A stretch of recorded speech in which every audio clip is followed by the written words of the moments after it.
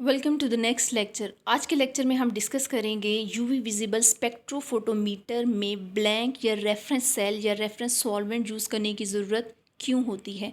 आप simply UV visible radiations को sample cell पे फॉल करवा के रिजल्ट्स को हासिल कर सकते थे, स्पेक्ट्रम आपको मिल जाता।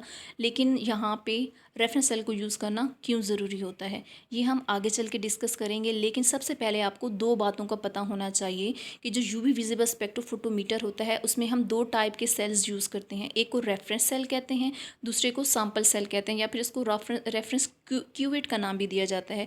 क्यूवेट क्या होता है? बेसिकली छोटी सी ग्लास ट्यूब होती है जिसके अंदर जो है वो सैंपल रखा जाता है। तो जो जिसके अंदर रेफरेंस रखेंगे उसको रेफरेंस सेल कहेंगे, जिस क्यूवेट के अंदर सैंपल रखेंगे तो उसको सैंपल क्यूवेट कहेंगे।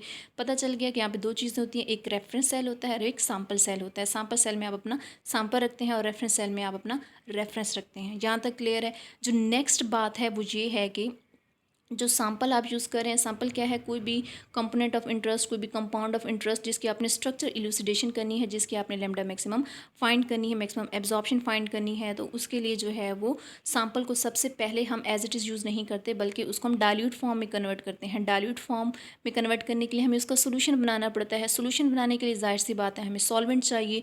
तो यहाँ पे सॉल्वेंट जो है आप कोई भी जो भी यूज़ करेंगे वो आपके सैंपल के साथ रिएक्ट नहीं करना चाहिए, इनर्ट होना चाहिए। और दूसरा जो है वो सैंपल आपका यहाँ पे हम सोल्यूट के तौर पे ले लेते हैं। सोल्यूट प्लस सॉल्वेंट हमें पता है सोल्यूशन बना देता है। अच्छा, अब ये तो हो गया। तो फिर हमने यहाँ पे जो है सैंपल तो प्रिपेयर कर लिया, ऊपर रेफरेंस सेल का क्या यूज़ है ये हम अब जाके डिस्कस करते हैं। The reference cell is use to set the absorbance scale at zero for the wavelength to be studied. क्योंकि हमने सैंपल लिया था, तो सैंपल तो हमें पता है कि वो रेडिएशन जब फॉल करवाएंगे तो रेडिएशंस को एब्जॉर्ब करेगा, और बाकी जो रेडिएशन को एब्जॉर्ब करेगा, बाकी जो ट्रांसमिट होंगी वो डिटेक्टर पे जाएंगी। डिटेक्टर के बाद जो है हमें स्पेक्ट्रम मिल जाएगा उसका। ठीक है, सैंपल ने तो रेडिएशंस एब्जॉर्ब कर ली, लेकिन हमने सोल्यूशन बनाने के लिए जो सॉल्वेंट यूज़ किया था वो भी तो किसी हद तक रेडिएशंस को एब्जॉर्ब करेगा। अगर वो रेडिएशंस को एब्जॉर्ब करेगा तो जाहिर सी बात है उसकी भी जो स्पेक्ट्रम है, वेवलेंथ्स, उसकी भी पीक्स उसमें आएंगी। तो ओरिजिनल जो हमारा रिक्वायर्ड स्पेक्ट्रम था हमारे अपने सैंपल के लिए, वो सैंपल और जो रेफरेंस सॉल्वेंट हमने यूज़ किया है, जो सोल्यूशन बनाने के लिए सॉल्वेंट यूज़ किया है, वो एक दूसरे के साथ इंटरफेयर कर जाएंगे और हमें क्लियर रिजल्ट्स नहीं मिलेंगे। वो बैकग्राउंड नॉइस प्रोड्यूस कर देता है।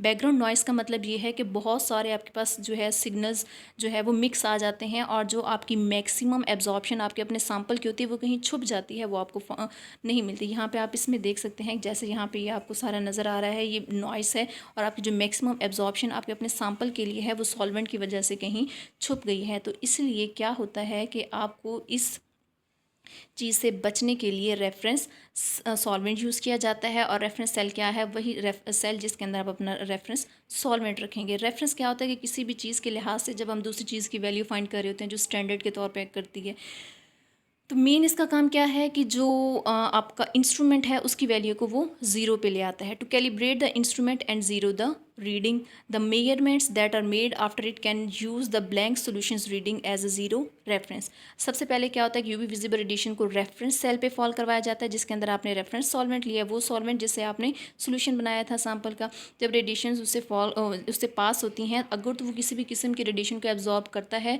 तो वो एब्जॉर्ब करेगा, बाकी जो ट्रांसमिट होंगी वो डिटेक्टर पे जाएंगी। डिटेक्टर जो है वो आगे इसका स्पेक्ट्रम बना देगा, तो हमें पता चल जाएगा कि अच्छा इस वेवलेंथ पे ये सॉल्वेंट जो है वो रेडिएशंस को एब्जॉर्ब कर रहा है। अब इसके बाद जो है वो क्या इंस्ट्रूमेंट जो है ऑटोमेटिकली उसकी जो है वो कैलिब्रेट कर देगा, कैलिब्रेट कर लेगा खुद को, उसकी वैल्यू ज़ीरो पे आ जाएगी।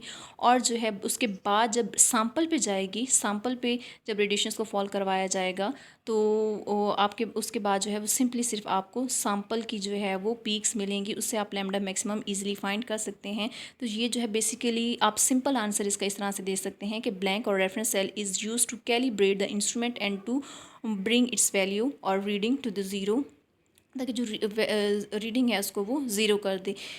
अच्छा, if it absorbs radiations amplifier will produce noisy backgrounds on the recording spectrum. अगर जो है आपका रेफरेंस सैंपल जो है, reference cell sorry, reference cell या रेफरेंस सॉल्वेंट जो है वो किसी भी किस्म की रेडिएशंस को एब्जॉर्ब करेगा, तो क्या होगा कि जब अभी मैंने आपको दिखाए थे बहुत सारे सिग्नल्स, वो जो है बैकग्राउंड नॉइस प्रोड्यूस हो जाता है और आपके असल सिग्नल के साथ इंटरफेयर करके उसको छुपा देते हैं, तो आपके रिजल्ट्स क्लियर नहीं आते। इसके एग्जाम्पल हम इस तरह से भी ले सकते हैं रेफरेंस की, कि जिस तरह से आप चाहते हैं कि आपने एक बॉटल लिया, बॉटल के अंदर जो है वो पानी मौजूद है, आप उस पानी को वेट करना चाहते हैं, तो आप क्या करेंगे, वेइंग इंस्ट्रूमेंट के ऊपर आप बॉटल समेत आप पानी उसके अंदर डाल के रखते हैं, तो आपके पास जो टोटल वेट आ जाता है। लेकिन अब आपको पता है कि पानी का टोटल वेट नहीं है। कैसे नहीं है? क्योंकि वो बॉटल का भी वेट उसके अंदर शामिल हो गया है, क्योंकि आपने पानी को बॉटल के अंदर रखा था। तो ओरिजिनल तो आपके पास रिजल्ट पानी की वैल्यू का नहीं आया। तो आप क्या करते हैं, सबसे पहले जो है वो खाली बॉटल का वेट कर लेते हैं, फिर आप पानी को बॉटल के अंदर डाल देते हैं, फिर आप उसका इकट्ठा वेट करते हैं। तो इससे क्या होता है कि आप माइनस कर लेते हैं डिफरेंस मेथड से, फिर आपको पता चल जाए फॉर एग्जांपल बॉटल का वेट 20 ग्राम आया है और पानी का जो बॉटल के साथ वेट है, पानी बॉटल के अंदर मौजूद है, तो 500 ग्राम आया है। अब आप अगर पानी का वेट मालूम करना चाहते हैं, 500 ग्राम माइनस 20 ग्राम, तो उससे जो है आपके पास टोटल वैल्यू आ जाएगी वाटर के वेट की। सिमिलरली इसमें भी यही हिसाब है कि इसमें भी यही सिस्टम है कि पहले आप जो रेफरेंस सॉल्वेंट यूज़ करते हैं उसकी वेवलेंथ फाइंड कर लेते हैं, फिर जो है वो जो सैंपल होता है उसकी वैल्यू आ जाती है। तो इंस्ट्रूमेंट जो है वो दोनों की रेशियो फाइंड करता है, एब्जॉर्बेंस की और ट्रांसमिटेंस की, और उसको ऑटोमेटिकली जो है वो रेफरेंस की वैल्यू को ज़ीरो कर देता है। फिर आपके पास जो है सिर्फ और सिर्फ सिग्नल जो आता है वो सैंपल का आता है और आपके पास रिजल्ट्स जो हैं फिर क्लियर आ जाते हैं। अच्छा, और इसका एक और यूज़ ये भी है कि अगर जो है जो आपने रेफरेंस सॉल्वेंट यूज़ किया है या जो आपका सेल है या इंस्ट्रूमेंट है उसके अंदर किसी किस्म की कोई इम्प्योरिटी या कलर वगैरह तो मौजूद नहीं है, क्योंकि अगर वो भी सॉल्वेंट के अंदर कोई इम्प्योरिटी होगी या फिर आपके इंस्ट्रूमेंट के अंदर कोई इम्प्योरिटी होगी, तो वो रिजल्ट्स को के साथ इंटरफेयर करेगा और आपके पास रिजल्ट्स क्लियर नहीं आएंगे। इसके लिए भी जो है वो रेफरेंस सेल यूज़ किया जाता है, ताकि पहले से जो है आप उसकी जो है वो वेवलेंथ्स फाइंड कर सकें। फिर आप डिफरेंस मेथड से जो इंस्ट्रूमेंट उसको ऑटोमेटिकली सिर्फ और सिर्फ सैंपल की वैल्यूज़ दे देता है। To ensure that the absorbance is solely due to the component of the interest and not the solvent और क्यूबिड। ये यकीनी बनाने के लिए कि जो आपके पास एब्जॉर्बेंस की वैल्यू आई है वो सिर्फ और सिर्फ आपके सैंपल की आई है और सॉल्वेंट या क्यूबिड की वजह से कोई भी वैल्यू जो है वो इंटरफेयर नहीं कर रही। It has the wavelength of the maximum absorbance and cancels out the absorbance due to stock solution through difference method. ये आपको सिर्फ और सिर्फ आपके सैंपल की मैक्सिमम एब्जॉर्बेंस बताता है। इसके अलावा बाकी किसी भी बैकग्राउंड नॉइस को, बैकग्राउंड रेडिएशन जो एब्जॉर्ब हो रही होती हैं, जो आपके रिजल्ट के साथ इंटरफेयर कर सकती हैं, इनको ये कैंसल आउट कर देता है।